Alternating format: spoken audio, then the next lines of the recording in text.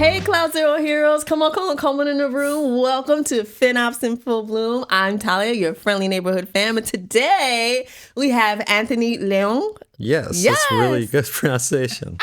I heard it when you were on the panel, and I said, oh, we're going to get this name correctly. To just introduce you for your title, it is the VP, I want to get it right, Engineering Platforms and Security Research at Forcepoint Security Company.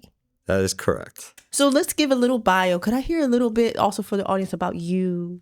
Yeah, so my background's actually in mathematics. It wasn't originally in engineering. I'm actually a self-taught engineer. Get out. I later went back to school to get a master's. But having, let's say, been self-taught, you learn every layer. You learn how to use operating system. You learn the intricacies or how not to do something. Yes, you sure probably do. You fail up though. Yes, you. There's a lot of trial and error, and when I first started learning, you basically had to either buy a horribly expensive book or walk to the library. But I started off in working on hardware and networking, and later worked on large data systems. My expertise is actually primarily in distributed state at scale. That's all? And I like really hard problems, historically. But one of the things I have come to realize is distributed state is probably one of the most expensive things that you can do from an engineering standpoint. How come? Because it requires availability, it requires durability, and those are things that require extensive engineering and come at high cost. They're not cheap. And you think of the services that do things like this. S3 is a service that does this. Yes. Right? That's why they have very interesting ways of charging you. Yes, very interesting ways.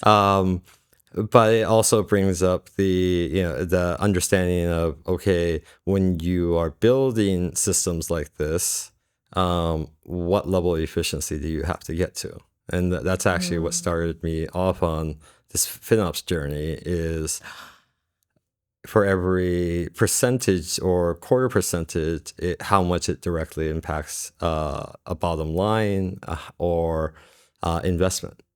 Oh, wow, this is powerful. So you already started with measuring because of mathematics for you, I'm assuming. Well, the mathematics part is, in like a lot of engineers, you're looking for interesting problems, right? And you tend to get hung up on, how do I solve this problem, not should I solve this problem question. But transformative moment right big there. Big picture aside, right? How I got involved was, because I was responsible for this very large system that had, at one point in time, it was $100 million of CapEx a year. Wow. You're looking at it, and the people that come to you because you spend so much money ask lots of questions. So as you're like looking at it, they start coming in, can you do this, or can you do this, or can you do this? And you quickly understand how very small changes bring upon very large benefits for the company. Oh, so then there's that compounding effect that happens with these small changes. You're looking at, you're dealing with $1 million issues. So when looking at an interesting problem or looking for an interesting problem, where is life before CloudZero and after CloudZero with this interesting problem? So enter CloudZero. Well, the thing about CloudZero is, having, let's say, first used it, is one, it's pretty easy to use, straightforward. And what I've come to very much appreciate is you can trust how reliable the data is. Wow. Because everything is aligned to dollars, or whatever currency you're in. Right. So it's, fully accurate. And you're able to create a picture of, clearly what something costs. If it's unit metrics or a specific service, you're able to create the visibility that you need to bring up to up level, or the detail that you need to go down to explain to engineers on what might help, or do you really need this? Or sometimes it's just, hey, what are you doing? This looks really stupid. So then when you're speaking to each one of them, I'm imagining you're telling me that people are coming to you asking, what is the interesting problem they're presenting that you're solving with CloudZero? Access in a digestible form of information, right? Because engineers generally don't want to ask questions. They just want to look themselves. Yeah. So which makes, if you create, let's say, the visibility that they need in the way that's digestible, they're just going to go look and you don't have to do anything. And I like notifications too as a feature, because it's that blameless discussion. Mm-hmm. There happens to be spend people, and then engineers are activated with data. They're able to focus in and take that action. So before CloudZero and after CloudZero, what was that key transformation? You have this visibility and the teams are able to explore. And then after CloudZero, they're engaged.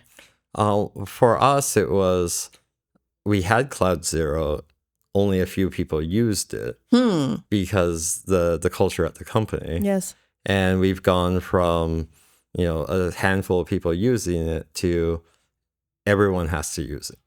Okay. So we went from like 5 to 600. What? That makes me like, oh my God. How are you managing so it's self-service?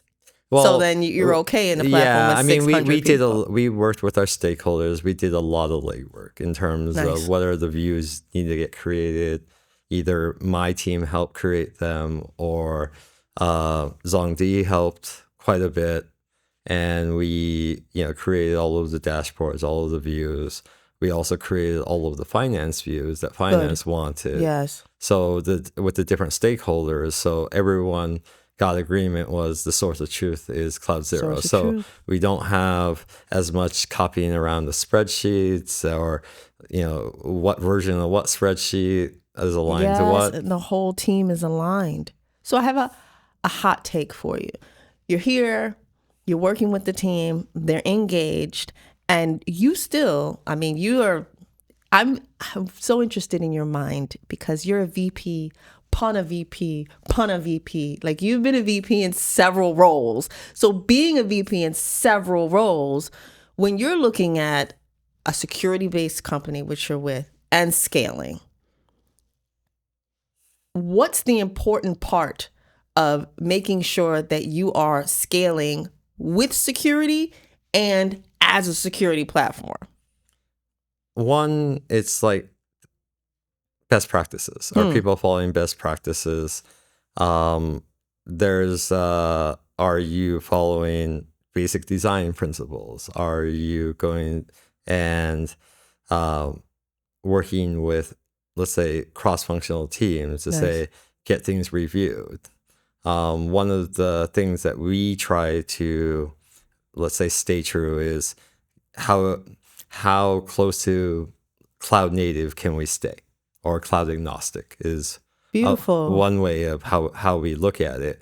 But it's also one of the core pieces is, what should we be building ourselves versus where we should be using managed services?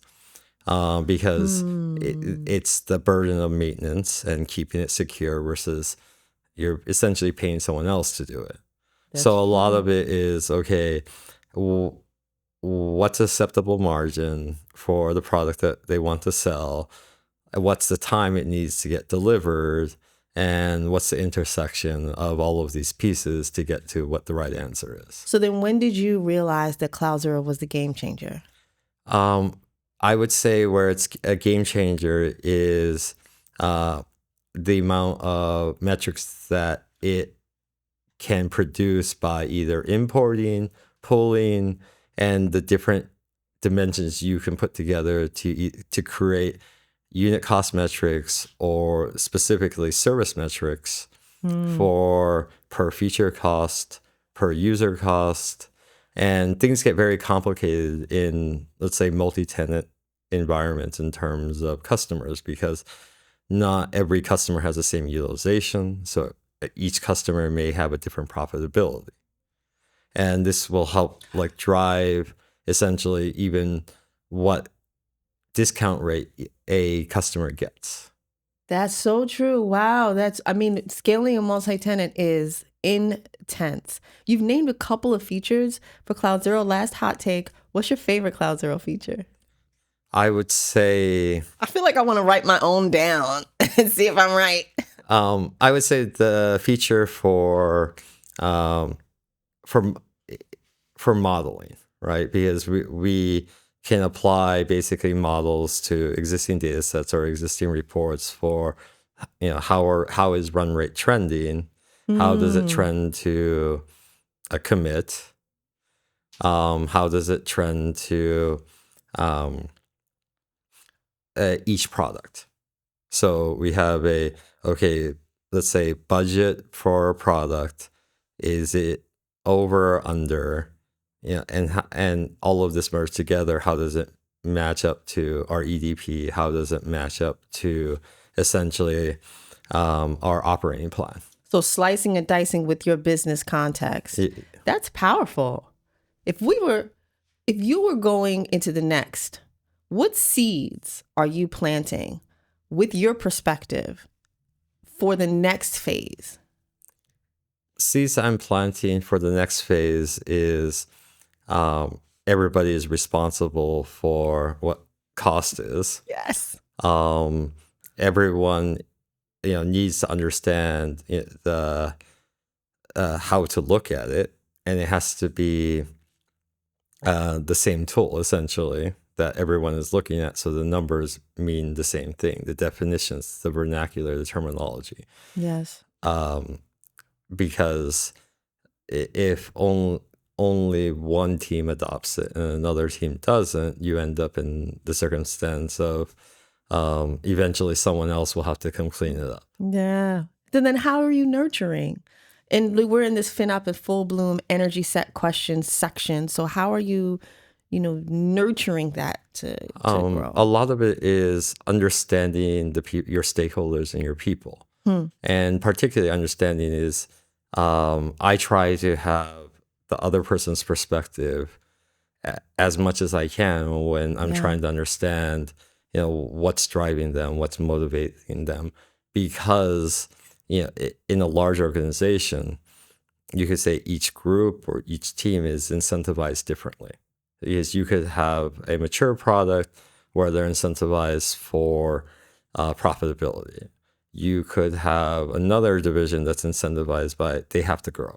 They're not worried about, let's say, cost. Spend. They're Yes. just worried about how do they grow and how fast can they be. So you have to understand, what's motivating them. How do you enable them? How do you help them? And that's nurturing. Well, that's okay. So then let's say you flow through, you've planted your seed, you're nurturing. What is that flourishing? What's blooming right now? Like you have a seed in the future, you're nurturing your team. What are you proud of right now? Well, a few things I'm proud of right now is, we have unit metrics for new products being launched, which is from where things have come from amazing.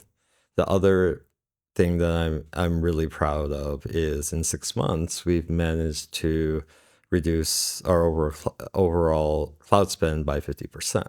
Cheese and rice. Round of applause. How in the world 50% and still meeting customer demands? We actually improved our availability.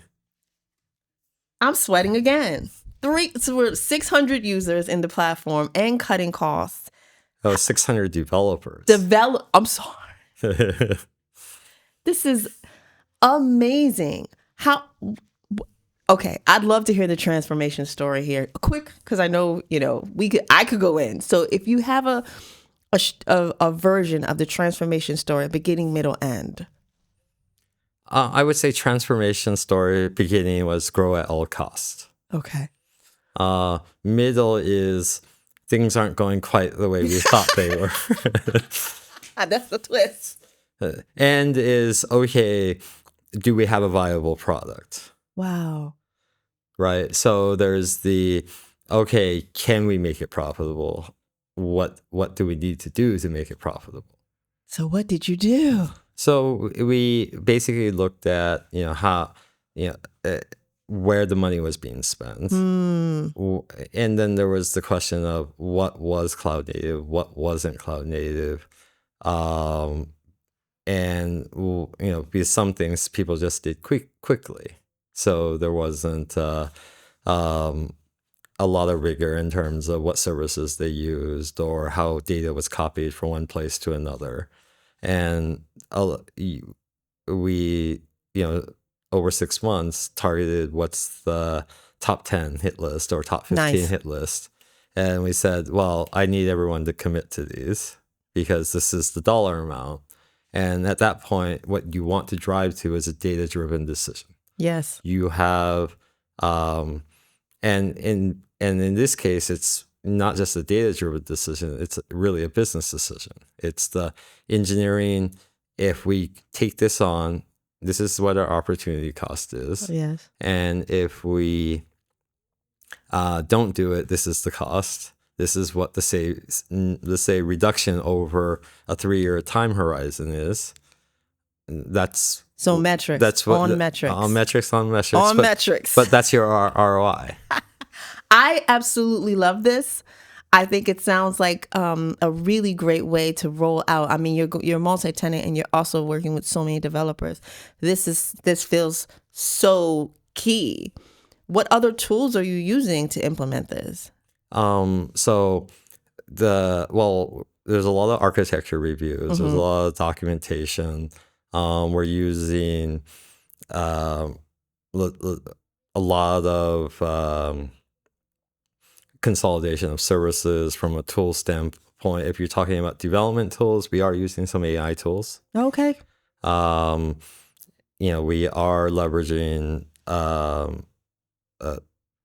let's say, many more standard best practices that previously didn't exist, that didn't exist in the architecture on some of these products. And FinOps best practices, possibly. Yes.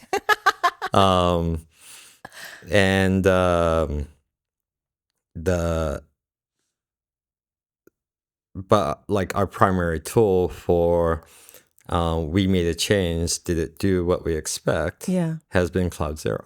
Wow. Did you hear that?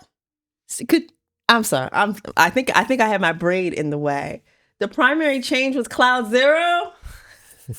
Shameless plug. Just love me anyway, okay, people? I am blown because for you to have that statement with the amount of learning and teaching yourself mathematics, flowing through to, dealing with data science, and then going into scaling multi-tenant companies to have value realized with our platform, it means a lot. So thank you for taking a minute and sharing.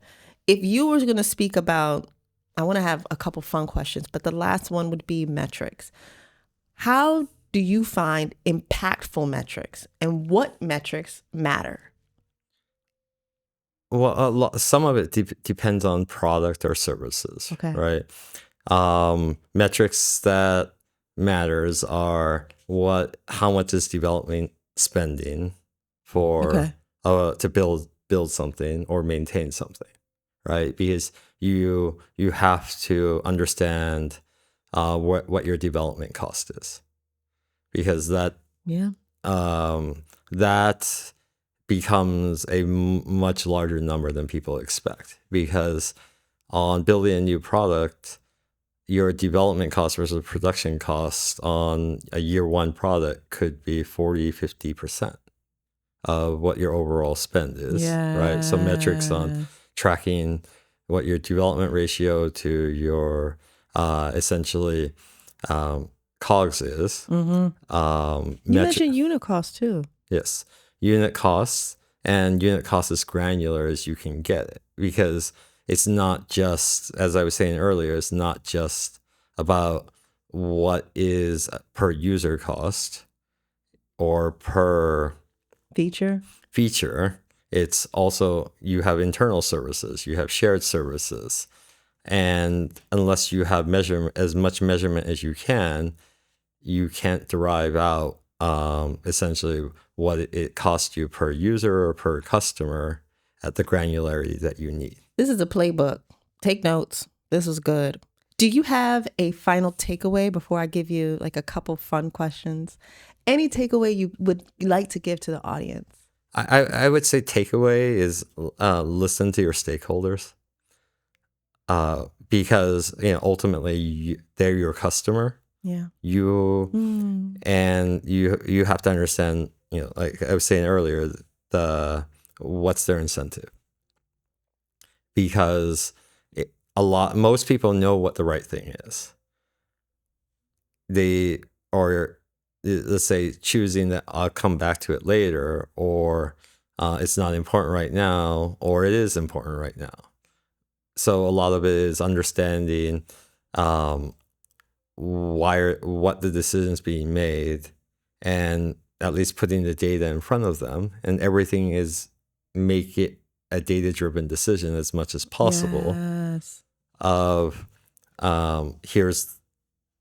Like I was saying earlier, your opportunity cost versus. That's it. That's it right there. I mean, just beautiful.